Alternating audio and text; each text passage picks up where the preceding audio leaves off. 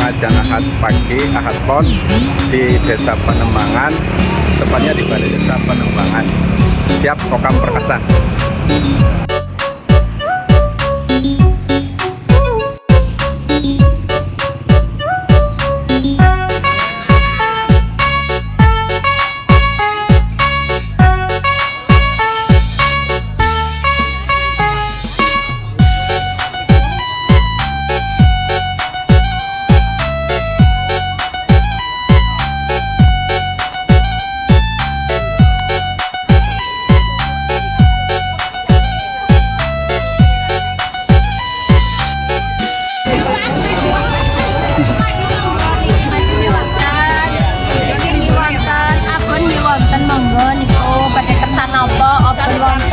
Lombok wonten, Rembang wonten, monggo. Pondi niko nggih wonten nikos.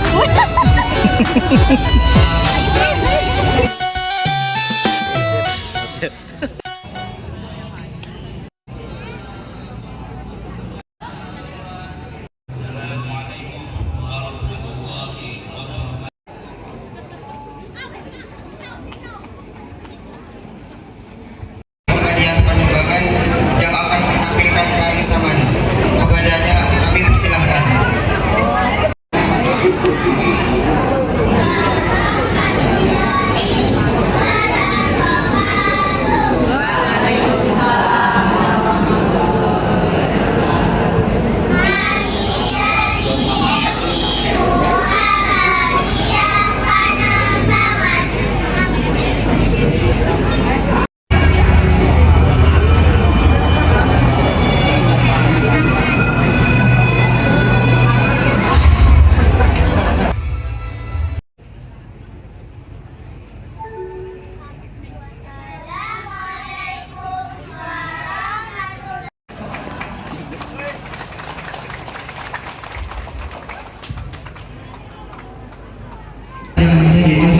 Seluruh alam ini, dan hanya kepadanya kita meminta pertolongan atas segala urusan dunia dan akhirat. Salawat dan salam tetap senantiasa tercurahkan kepada Nabi dan Rasul, yakni Nabi Muhammad Sallallahu Alaihi Wasallam, dan juga kepada para keluarga dan sahabatnya. Hayabuna nashkurullah azza wa jalla alladhi qad wahabna ni'matan katsiratan hatta nastati' an nastami' fi hadzal makan al-mubarak insyaallah.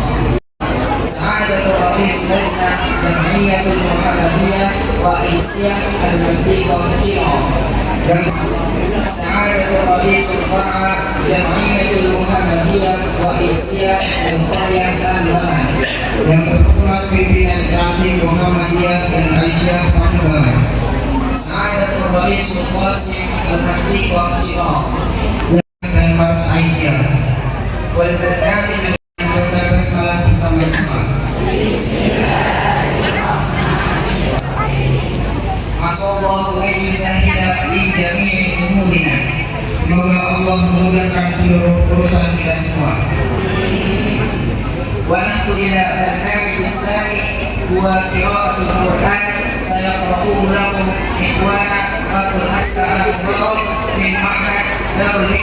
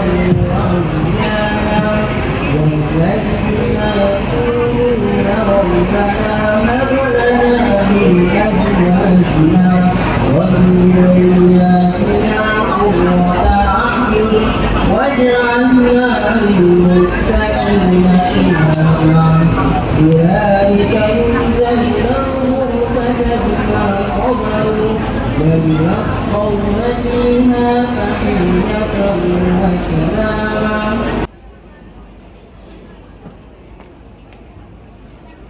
Madrasatil Ibtidaiyah Al-Mangan fa'alihi falyatafaddal mashkur. Kita lanjutkan kepada acara yang ketiga, yaitu menyanyikan lagu Indonesia Raya dan Mars Muhammadiyah dan Mars Aisyah.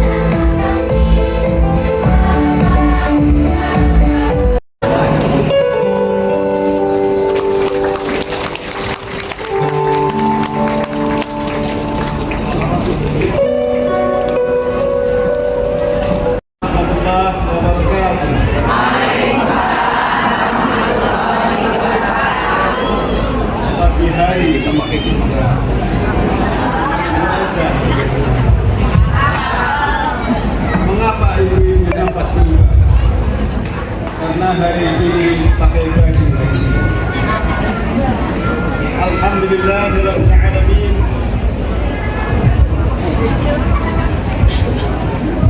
Nahmaduhu wa nasta'inuhu wa nastaghfiruh.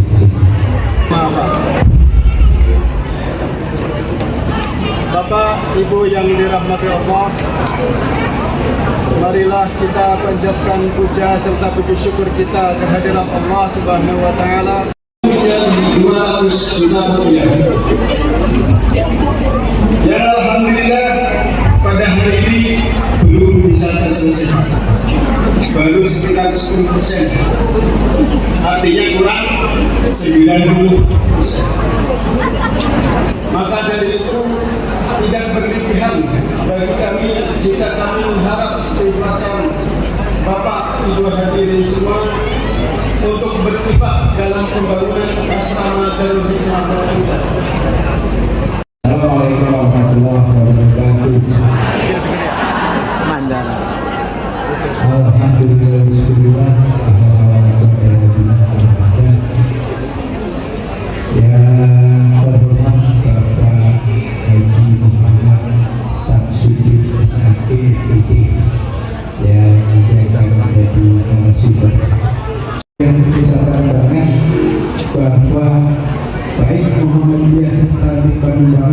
Asia itu sudah banyak berkontribusi untuk membangun desa Pangkal. Selamat berpengajian, mohon maaf Pak Samsudin yang saya sangat hormati jika nanti kami mohon pamit, dan sekali lagi saya terima kasih sekali Bapak Ibu mempercayakan bahwa Desa Panembahan menjadi tempat untuk berpengajian rutin di Ahad. Wakil Ketua Pimpinan Cabang Muhammadiyah Cilongok, beliau berhalangan hadir hari ini karena ada kegiatan di Jakarta. Kami hari ini karena beliau ada acara di Nagasari, Tegal, dan akhirnya kami diberikan amanah untuk mewakili beliau. Sebenarnya kami juga baru hadir, baru datang dari Solo tadi malam jam 2 malam setelah mengikuti rapor real LP2 PWM Jawa Tengah di rangka Ilan Zam-Zam. Ada beberapa kegiatan. Yang pertama ada kegiatan jalan sehat, insya Allah diselenggarakan tanggal 8 Juni. Jadi ibu-ibu, bapak-bapak setelah Idul Kurban barnya terus jalan sehat. Bapak-bapak sih kolesterol dulu mohon olahraga. Insya Allah tanggal 8 Juni seperti tahun lalu dipusatkan di lapangan Pernasiti. Insya Allah nanti jalannya ya muter Pernasiti sedikit lah. Tahun lalu kami tunggu di ibu usaha menghubungi pembicara, entah itu PP, entah itu PW, entah itu tokoh yang lain. Semoga saja jadi tanggal 15 nanti pengajian aktornya bisa insya Allah. Bapak Ibu yang dirahmati Allah Subhanahu wa Ta'ala, bulan ini adalah bulan Mei yang sudah memasuki akhir tahun ajaran. Bapak Ibu yang saya hormati, sebentar lagi akan masuk tahun ajaran baru.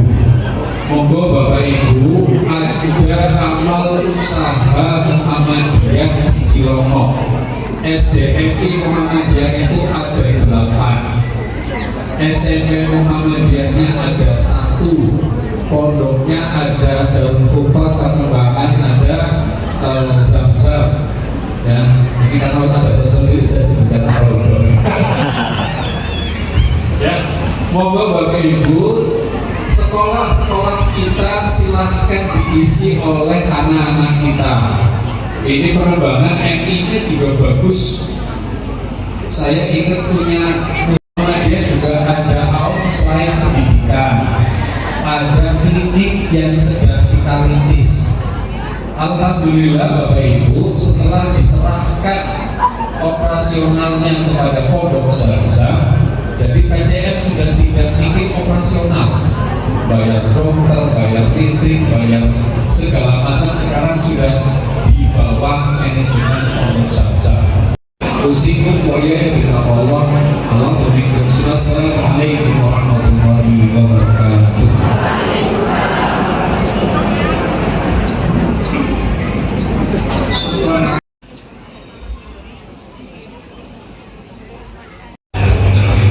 Assalamualaikum warahmatullahi wabarakatuh.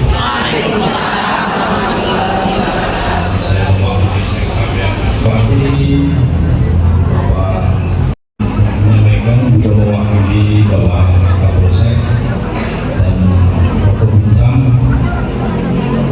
untuk situasi wilayah Kamtipmas di wilayah Cilongok aman. Cuman kami selaku pihak keamanan berpesan satu aja, di era serba modern saat ini, di era digital kita ya, kami berpesan kepada Bapak Ibu semua yang di sini, tolong diawasi dalam penggunaan media sosial. Jangan dibiarkan saja, Pak Ibu. Sekali-kali tolong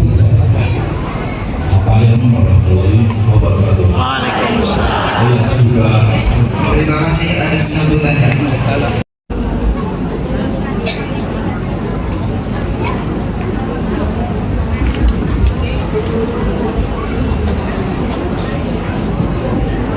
Bismillahirrahmanirrahim. Assalamualaikum warahmatullahi wabarakatuh. Alhamdulillah, alhamdulillah, alhamdulillah. Walhamdulillah fi kulli hal. Tsumma sholatu wassalamu ala Rasulillah wa ala alihi wa sahbihi wa mawala. Faqala Allah ta'ala a'udzu billahi minasyaitonir rajim. Wa idza adana rabbukum la in syakartum la azidannakum wa la in kafartum inna 'adzabi lasyadid. Amma ba'du. Yang terhormat pimpinan cabang Muhammadiyah, juga pimpinan cabang Aisyah Cilongok, ini kembali dapat dipertemukan oleh Allah dalam keadaan sehat walafiat dalam pengajian selapanan pimpinan cabang Muhammadiyah Cilongok. Alhamdulillah. Pimpinan cabang Muhammadiyah atau pengajian selapanan Ahad Pon PCN Cilongok, pimpinan cabang Muhammadiyah, meskipun yang hadir kebanyakan dari Aisyah. Betul Ibu? Untuk itu izinkan saya memberi hadiah pantun untuk Aisyah ini. Karena yang hadir yang bapak-bapak hanya separuhnya ibu-ibu. Mohon izin Bapak, ada sebuah pantun. Tadi Bapak pimpinan pantun mengawali dengan pantun, saya balas pantun dengan pantun. Derek cakep.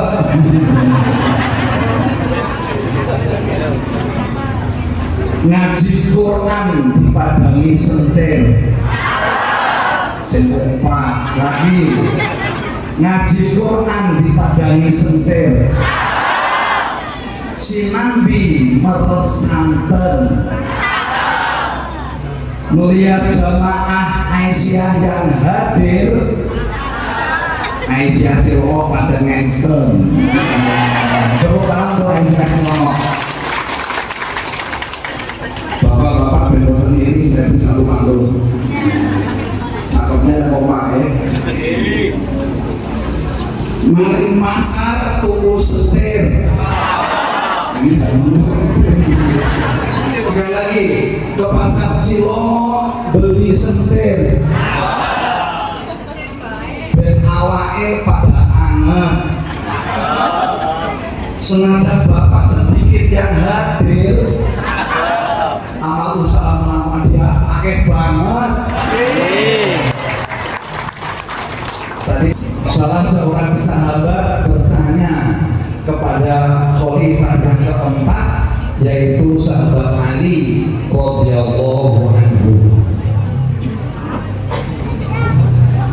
dengan pertanyaan, ya Aliyu, wahai Ali, hal khassakan Nabi sallallahu alaihi wasallam, hal khassakan Nabi sallallahu alaihi wasallam malam yakhussun nas. Wahai sahabat Ali, apakah Rasulullah sallallahu alaihi wasallam memberimu sesuatu yang tidak diberikan kepada orang lain? Jadi sahabat ini bertanya kepada sahabat Ali, wahai Ali, apakah kamu diberi sesuatu oleh Rasulullah yang khusus untuk kamu tapi tidak diberikan kepada umat Islam yang lain? Maka Ali mengatakan, ma khassana, kami tidak diberi sesuatu yang khusus untukku dan tidak diberikan kepada orang lain, illa ma fi qulubi hadza syai', kecuali sesuatu yang aku simpan dalam sarung pedangku. Jadi sahabat Ali diberi sesuatu yang khusus atau tidak oleh Nabi?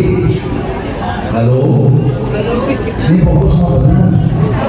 Coba, Ali diberi sesuatu yang khusus atau tidak oleh Rasulullah? Tidak.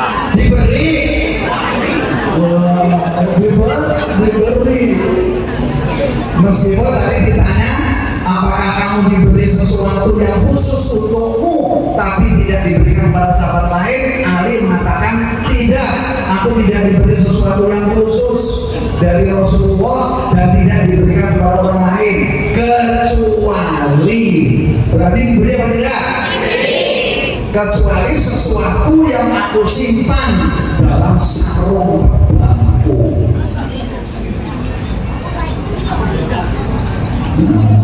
Ini mesti sesuatu ini penting banget, disimpannya nggak sembarangan.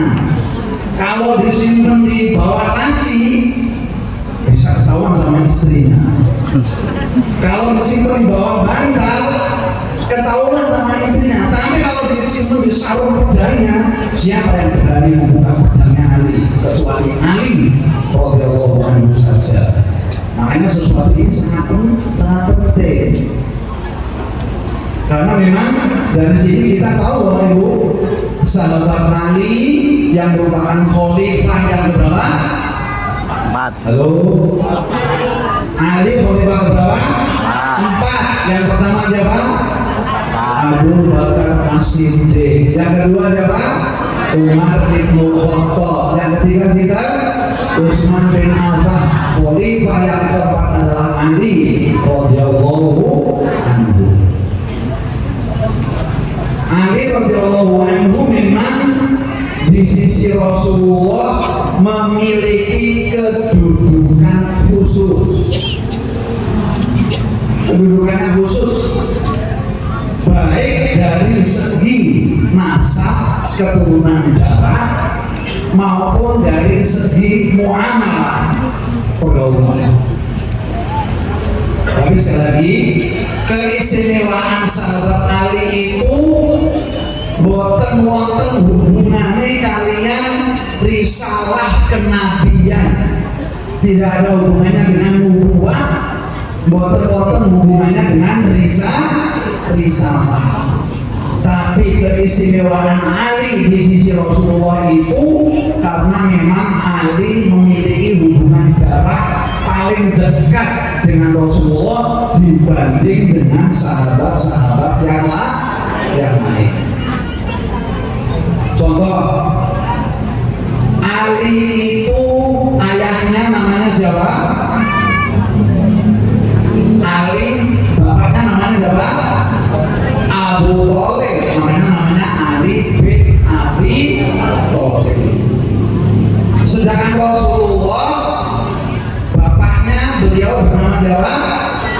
Abdullah. Nah, Abdullah itu kakak beradik dengan Abu Thalib. Bapaknya Rasulullah SAW dan bapaknya Ali, sahabat Nabi itu kakak beradik. Berarti hubungan darahnya apa? Rasulullah dengan sahabat Ali, ya saudara sepupu. Dekat apa dekat? Dekat. Nanti dulu itu oke, sahabat. Masih fokus sebenarnya. Ini taseti, yaitu memiliki hubungan darah yang dekat dengan Rasulullah.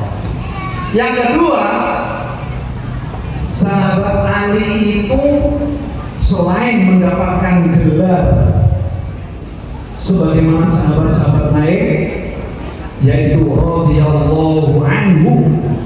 Apa artinya Bapak Ibu radhiyallahu anhu? Mudah-mudahan atau semoga Allah meridhoinya. Ini gelar para sahabat-sahabat. Sahabat Abu Bakar radhiyallahu anhu, sahabat Umar bin Khattab radhiyallahu anhu, sahabat Utsman bin Affan radhiyallahu anhu, sahabat Ali radhiyallahu anhu. Selain radhiyallahu anhu, Ali juga mendapat gelar karramallahu wajhahu. Karramallahu wajhahu. Saya karramallahu wajhah. Karramallahu wajhah. Bukan keras. Karramallahu wajhah. Karramallahu wajhah. Dari Sangkalin Utara. Karramallahu wajhah. Karramallahu wajhah. Alhamdulillah. Jangan kalah. Yang tengah. Itu berarti kalah. Karramallahu wajhah. Yang bapak-bapak monggo. Cinta emper. 1, 2, 3.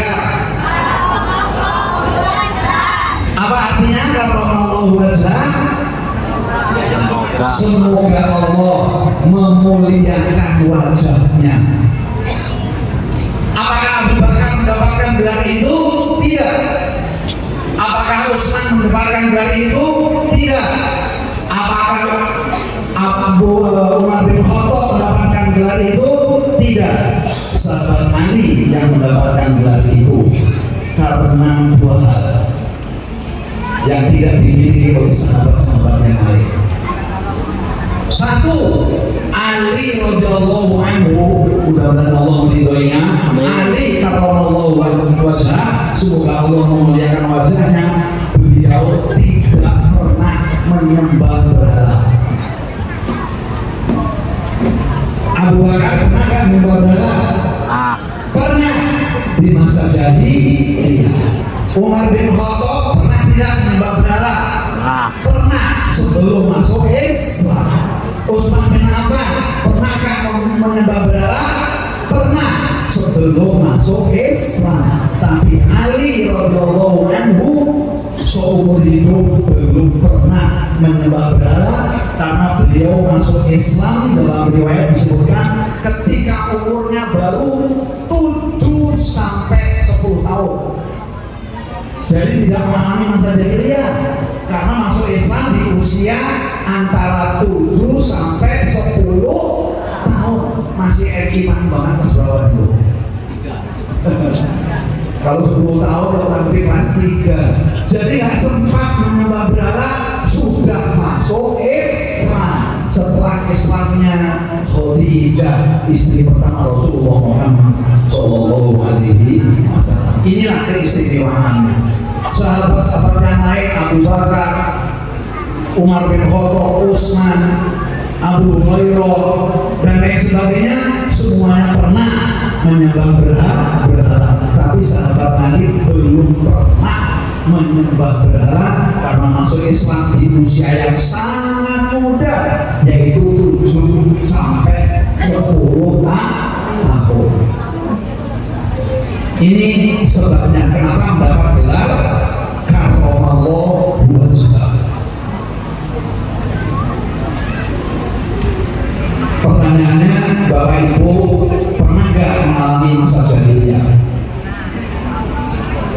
Halo. Wajahnya karena Ali, mohon maaf, tidak pernah melihat auratnya sendiri, apalagi aurat orang lain seumur hidup.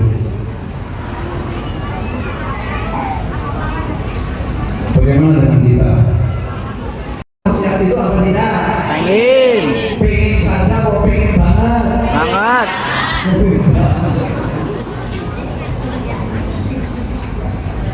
Terus akan mau benar? Satu. Ada 4 nasihatnya. Nasihatnya ada berapa? 4. Mudah-mudahan waktunya cukup. Tinggal 15 menit.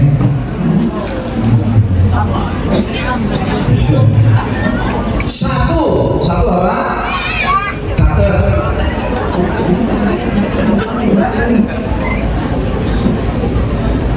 Astagfirullahaladzim. La tadbahanna li ghairillah.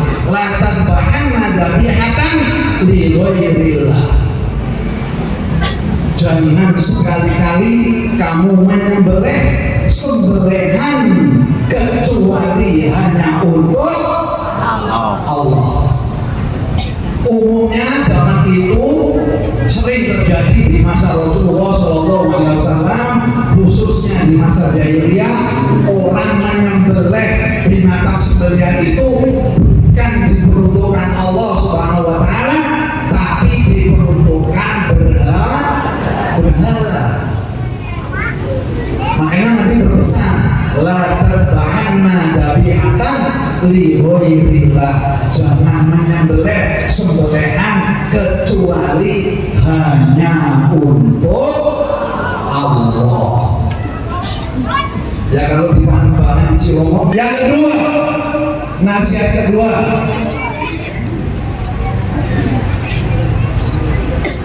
la tasriqanna manarul ardi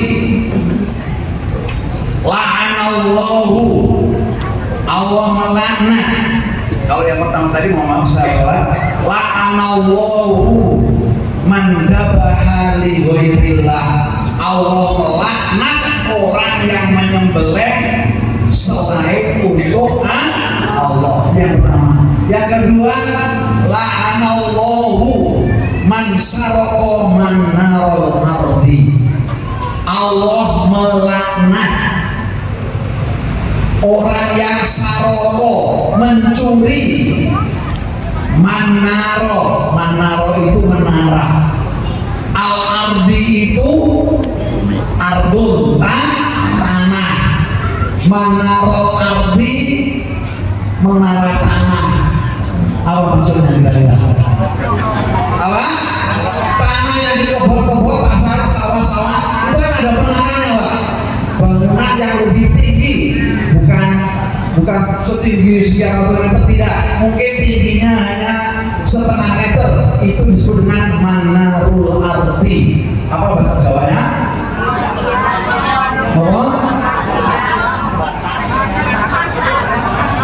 Patok. Batian. Nah betul nih. Nah, patok atau batian itu nomor berapa? Dua. Yang pertama tadi siapa yang bilang berani melakukan apa tidak setelah ini? Tidak. Yang sudah pernah geser kembalikan ke posisi semula. Daripada nanti di akhirat dilaknat sama Allah Subhanahu. Saya punya mertua, saya dari Rawalu. Selanjutnya yang berapa? Yang keempat atau kelima? Ketiga. Yang ketiga, la'anallah. Jadi pertama la'anallah, yang kedua la'anallah, yang ketiga la'anallah. Allah melaknat siapa? Man la'ana walidayhi. Allah melaknat orang yang melaknat orang tuanya. Ingat, melaknat tadi artinya marah. Allah melaknat kepada anak yang marah kepada bapak ibunya. Apapun alasannya, haram hukumnya anak itu marah kepada bapak, marah kepada ibu. Bapak ibu pernah cerita kepada ayah ibunya? Jujur. Bapak ibu pernah cerita kepada ayah dan ibu? Meskipun sudah sepuh kan tetap punya ayah dan ibu kan dulu punya ayah dan ibu, mungkin sekarang sudah meninggal. Pernahkah kita marah kepada ayah ibu kita? Pernah. Itu haram. Kalau diulangi lagi dilaknat oleh Allah Subhanahu wa taala kita. Anak untuk marah kepada ayah dan ibunya. Meskipun ayah itu bersikap tidak adil kepada anak-anaknya. Contoh, anak laki tidak boleh. Tidak boleh. Adik jenengan dedeknya masih bagus sampai menghabiskan 500 juta. Anaknya mau loro, jenengan kakaknya gak dibuatkan nih, gak dimodali, boleh gak ceker sama orang tuanya? Boleh enggak? Akhirnya jenengan digeknya rumah 500 juta, jenengan kakaknya buatan digeknya nih, buatan disamoni duit, gawe omah dewe, boleh gak dengan ceker pada orang tua? Halo? Boleh apa tidak? Tidak boleh.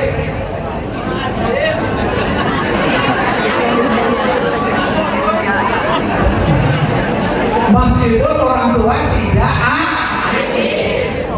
jangan orang tua nggak adil, orang tua nyuruh kita berbuat syirik saja kita boleh jaga apa tidak?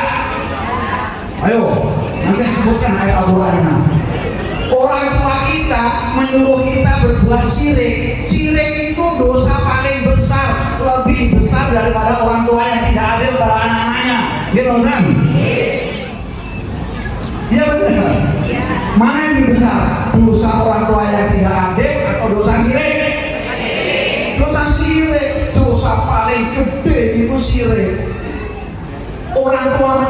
hanya berbuat sirik saja, anak itu gak boleh jengkel kepada orang tuanya. Berbuat sirik itu dosa paling besar. Dalilnya Quran mana? Wa in jahadaka 'ala an tusyrika bi ma laysa laka bihi ilmun fala tuti'huma wa shahibhuma fid dunya ma'rufa wa tabi sabila man amara billahi wa Rasulullah yang cukup maklum. Artinya apa? Wa in jahadaka, kalau kedua orang tuamu jahadaka menyuruhmu ala antus rikabi untuk mempersekutukan Allah malai salah ilmu yang kamu tidak memiliki ilmu tentangnya.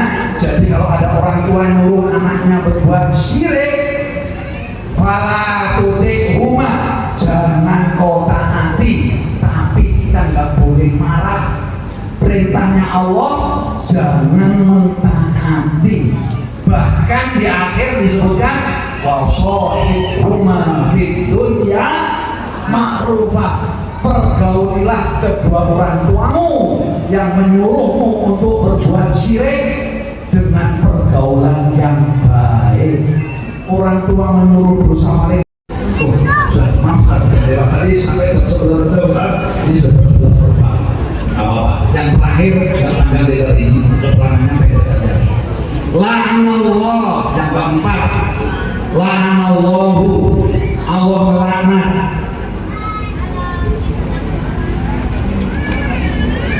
Apa ya? Diulangi lagi. Allah melaknat orang yang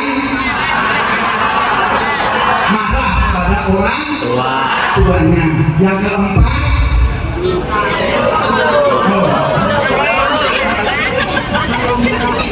Allahu man awa muhdisan, wa fi riwayatin Allahu man awa muhdasan. Muhdisan saling muhdasan itu beda. La'anallah, Allah melaknat man awa, orang yang melindungi, orang yang menolong, muhdisan, orang yang berbuat kemungkaran. Jadi orang berbuat kemungkaran dilindungi, laknat oleh Allah yang melindungi. Tapi dalam riwayat lain, la'anallahu man awa muhdasan, Allah melaknat orang yang berbuat muhdas, berbuat bid'ah. Jadi yang keempat itu bisa dinamai dua. Yang dilaknat oleh Allah adalah orang yang melindungi, membantu, menolong orang yang berbuat kemungkaran. Itu kalau muhdis. Tapi riwayat lain muhdasan, yaitu Allah melaknat orang yang melindungi, menolong orang yang berbuat bid'ah. Ini siapa yang dilaknat oleh Allah? Yang pertama, orang yang menyembelih hewan untuk selain Allah. Yang kedua siapa? Yang dilaknat oleh Allah, orang yang menggeser patok tanah. Yang ketiga siapa? Allah melaknat orang yang marah kepada orang tuanya, baik ayah atau ibu. Yang terakhir, Allah melaknat orang yang melindungi, menolong, membantu orang yang berbuat kemungkaran. Tapi di riwayat lain bukan muhdisan, tapi muhdasan. Sehingga artinya Allah melaknat orang yang melindungi, menolong kepada orang yang berbuat bid'ah. Bisa nanti mudah-mudahan bermanfaat. Mari kita mohon kepada Allah Subhanahu wa taala, mumpung kita kumpul Bapak Ibu, mumpung kita kumpul, tolong HP-nya dibenarkan, kecuali yang menyuruh saya, karena itu nanti akan dimasukkan ke TV nasional. Kalau yang menyuruh nggak apa-apa, tidak putus ya. Uangnya akan diikus, tidak apa-apa. Ini sudah selesai pengajiannya, tidak kita doa khusus untuk Allah. Dari sini saya tidak HP. yang masih bukan HP off-kan dulu, yang lagi minum berhenti dulu, yang lagi ngunyah makanan Allahumma sholli wa sallim ala nabiyyina Muhammad wa ala ali Muhammad wa sallallahu tabaraka wa ta'ala ala sahabati rasulillah ajma'in walhamdulillahi rabbil alamin. Allahumma rabbana inna zalamna anfusana wa in lam taghfir lana wa tarhamna lanakunanna minal khasirin. Rabbana faghfir lana dhunubana wa kaffir 'anna sayyi'atina wa tawaffana ma'al abrar. Rabbana ighfir lana wa liwalidayna warhamna kama rabbayana shighara. Allahumma salli wa والدينا وأمور أولادنا وبناتنا وتلاميذنا وتلميذاتنا وأمور جمعيتنا وأمور معهدنا في التربية والتعليم والتقديم والبناء والتأسيس وقبول طلاب الجلود بغير مرضاتك يا الله يا رب العالمين. ربنا آتنا من لدنك رحمة وهب لنا من أمرنا رشدا. ربنا آتنا في الدنيا حسنة وفي الآخرة حسنة وقنا عذاب النار وأدخلنا الجنة مع الأبرار برحمتك يا أرحم الراحمين. سبحان ربك رب العزة عما يصفون وسلام على المرسلين والحمد لله رب العالمين. Terima kasih, maaf. Rasulullah wa fathul qarib. Assalamualaikum warahmatullahi wabarakatuh.